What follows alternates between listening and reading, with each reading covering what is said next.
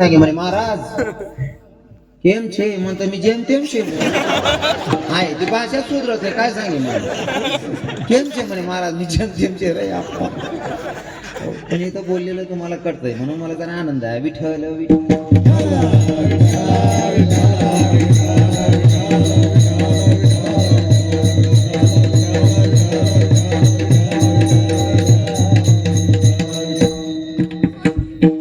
शबरी आईला गुरुजींनी सांगितलं बेटा शबरी अब मुझे जाना पड़ेगा कहाँ जा रहे हो गुरुजी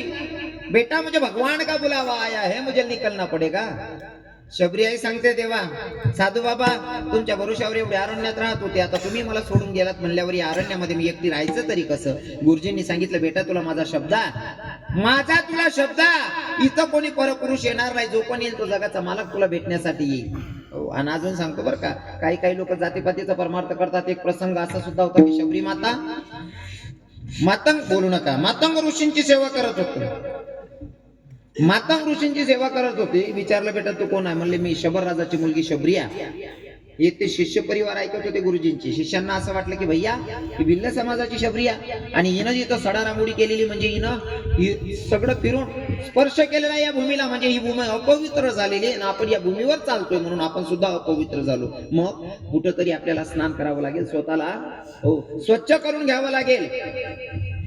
जे रोज स्नान करत होते ना त्या सरोवरवर तिथं नेमकं जिथं पाण्यात स्नान करत होते त्या पाण्याचं रक्त झालं ते साधू पडत पडत आले गुरुजींना सांगायला लागले गुरुजी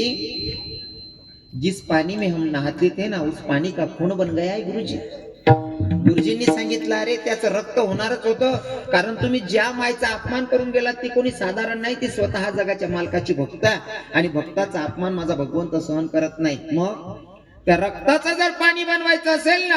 तर शबरीचे पाय धुवा आणि तिच्या पायाचं तीर्थ त्या रक्तात सोडा त्या रक्ताचं पाणी झाल्याशिवाय राहणार नाही ही भक्ती असते महाराज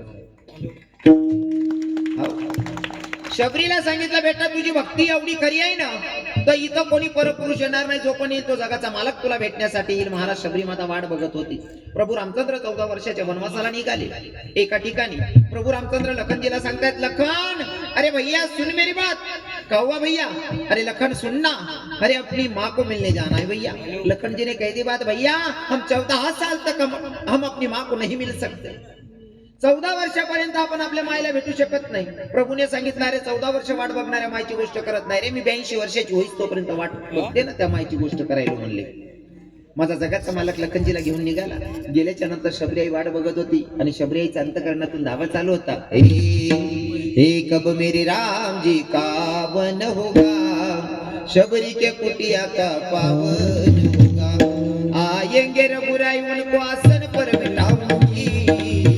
मीठे मीठे पैर अपने हाथों से गिराऊंगी साथ साथ लखन जी का दर्शन होगा शबरी के कुटिया का पावन होगा अब मेरी राम जी का पावन होगा शबरी के कुटिया का पावन होगा बाद में मैं जाऊंगी गलियां चुन लाऊंगी अपने ही हाथों से मैं प्रभु को पहनाऊंगी फूलों की थाली में चंदन होगा शबरी के कुटिया का पावन होगा अब मेरी राम जी का आवन होगा शबरी के कुटिया का पावन होगा वाट बघत होती शबरी आई जगाचा मालक लखनजीला घेऊन आला कुटियाच्या समोर शबरी आईने गुरुजींचे शब्द आठवले गुरुजींनी सांगितलं होतं शबरी तुझ्या कुटियाच्या समोर जो पण येईल तो जगाचा मालक येईल दुसरा तिसरा कोणी येणार नाही शबरीला पटलं प्रभू आलेल्या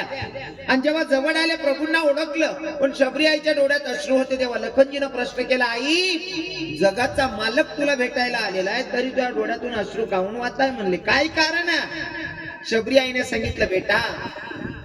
जगाचा मालक माझ्या कुटियाच्या समोर आहे गोष्ट खरी आहे पण रडण्याचं कारण असं आहे आपल्या हिंदू धर्मामध्ये अशी संस्कृती अशी परंपरा आहे साधू संत दारात आल्याच्या नंतर त्यांचं पद्यपूजन झालं पाहिजे आणि तो नियम पुरा पाया तुम्ही